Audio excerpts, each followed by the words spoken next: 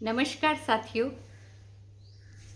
साथियों, आजकल पितृपक्ष चल रहे हैं, तो सोचा कि ऋग्वेद जो हमारी संस्कृति के ऐसे प्रकाश पुंज हैं जो हमारे समाज को आज भी ज्ञान और परंपराओं से प्रकाशित करते हैं। और हमारी संस्कृति की खूबसूरती ये है कि हम आज भी उन परंपराओं को जीवित रखे हुए हैं जो हमारे ऋषियों ने हजारों साल पहले लिखी थी वेदों में।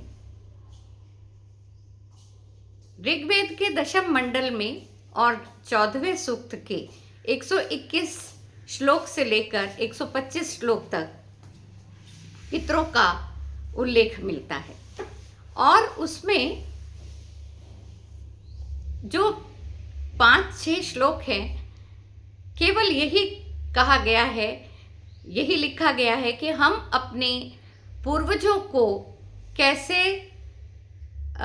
उनको के लिए थैंकफुल हों, उनको हम कैसे धन्यवाद दें, और जो इस पृथ्वी पर हैं और जो इस पृथ्वी पर से चले गए हैं उनको हम कैसे याद करें और उनको धन्यवाद कहें। उन्होंने ऋषियों ने वहाँ लिखा कि जो मध्य में है वो उच्च स्थान पर जाएं और जो उच्च स्थान पर हैं वो वहीं रहें और हमें आशीर्वाद देते रहें, क्योंकि वो देवों के पास पहुंच गए हैं।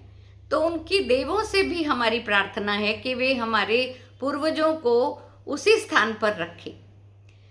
इसके बाद एक जगह कहा गया कि हमारे पूर्वज जो हैं, बहुत संभावना होती है कि हम कभी उनसे उनके प्रति कुछ अपराध कर बैठे हों। तो यहाँ वो इसलिए भी प्रार्थना की गई है कि जो हमसे अपराध हुए हों वो उनको क्षमा करें।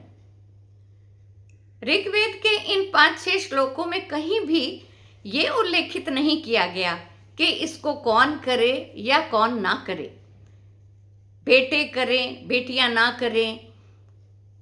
इसमें इसको पढ़ के ऐसे लगता है कि सारा समाज जो जीवित है वो अपने पूर्वजों के प्रति कृतज्ञ होकर धन्यवाद करता है और उन्हें आमंत्रित करता है, उनके लिए भोजन तैयार करता है, उनके लिए हवन तैयार करता है और उनसे प्रार्थना करता है कि वो आकर कुशा आसन ग्रहण करें और जो भी भोजन बड़े सम्मान और आदर से उनके लिए बनाया गया है वो उनको आके ग्रहण करें, हमें दुखों से दूर करें, हमें सुख दें और हमें पाप रहित करें। ये प्रार्थना ऋग्वेदों में 5-6 श्लोकों में उस समय ऋषियों ने अपने पूर्वजों के लिए की थी। इसके अतिरिक्त ये भी लिखा गया कि कुछ पितरों को हम जानते हैं और कुछ पितरों को हम नहीं जानते।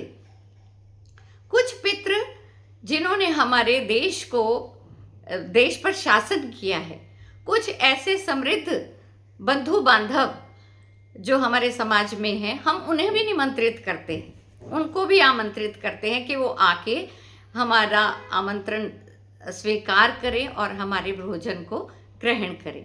इसके धीरे धीरे जब समाज विकास करता गया तो इस जो मुझे प्रतीत होता है इसके पीछे का उद्देश्य वो ये है कि पूरे समाज में जो समृद्धि आए। बाद में इसको चल के कहा गया कि ये पशु जगत जो है उसको भी निवाला, पहला निवाला जो है वो कौवे को दिया जाता है, बाकी गाय को दिया जाता है, ब्राह्मण को तो दिया ही जाता है, अग्नि को दिया जाता है। तो इस तरह से समाज में, पूरे समाज में हमारे पूर्वजों का आशीर्वाद रहे, साथ साथ पूरी प्रकृति को हम आमंत्रित करते हैं कि वो हमें आशीर्वाद दे। और सबसे ज़्यादा खूबसूरत बात ये है कि हमारे जितने भी त्योहार हैं वो गणपति पूजन से शुरू होकर हम अपने पूर्वजों की पूजा करते हैं और उसके बाद हम माँ को स्थान देते हैं, माँ की पूजा करते हैं। तो इसलिए पितरों का, पूर्वजों का हमारे समाज में क्या स्थान है, शुरू से हजारों साल पहले से जो आज तक भी हम मानते हैं।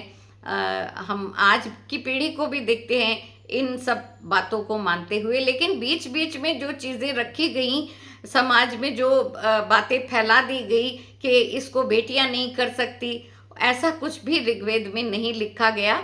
और हर कोई जो भी अपने पूर्वजों के प्रति श्रद्धा रखता है उसके लिए ये जो पितृ पूजन है वो सब उसको कर सकते हैं।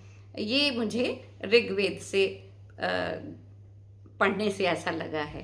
तो आशा करती हूँ कि ये पितृ पूजन जो है वो उससे ऋग्वेद कुछ प्रकाश डालते हैं कि हमें फालतू की मान्यताओं को छोड़कर सभी को अपने पितरों के लिए इस समय एक थैंक्स, एक धन्यवाद करना चाहिए। धन्यवाद।